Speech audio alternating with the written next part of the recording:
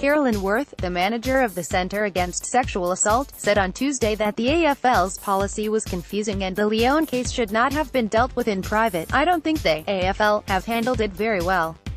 I think the difficulty is, they appear to be inconsistent in their approaches," she told 3AW Radio. "You have the issue about Sam, Powell, Pepper being suspended for 3 weeks for what was inappropriate behavior, not a sexual assault, then.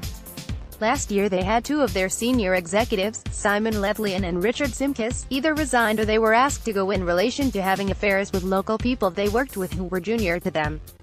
Then you have this confidential approach in terms of inappropriate comments to a junior staff member as well from a coach.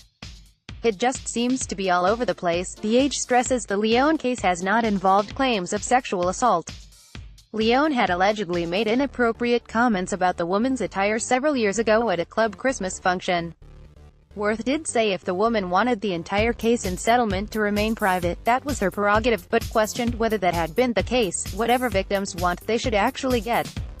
That possibility is fair enough as long as you believe that was a very free and willing decision, and I think often there are large power differentials when you are dealing with large corporations like the AFL, so it's hard to know how freely you engage in those sort of decisions," she said.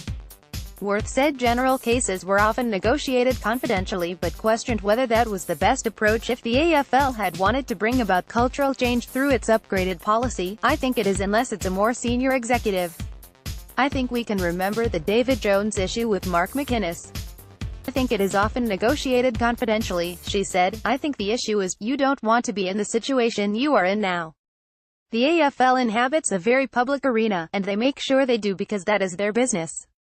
They are also very public about their Respect and Responsibility program, and they say that's been rolled out and is bringing cultural change. I think if you are going to bring about cultural change, you have to bring it in a public forum in a way that is consistent and really quite clear to everybody what you are doing. I don't think what they are doing is particularly consistent or clear." Worth said she would have advised the league to go public when the claims were made, and name Lyon. "I think they, AFL, probably should have said, we have had this issue come up.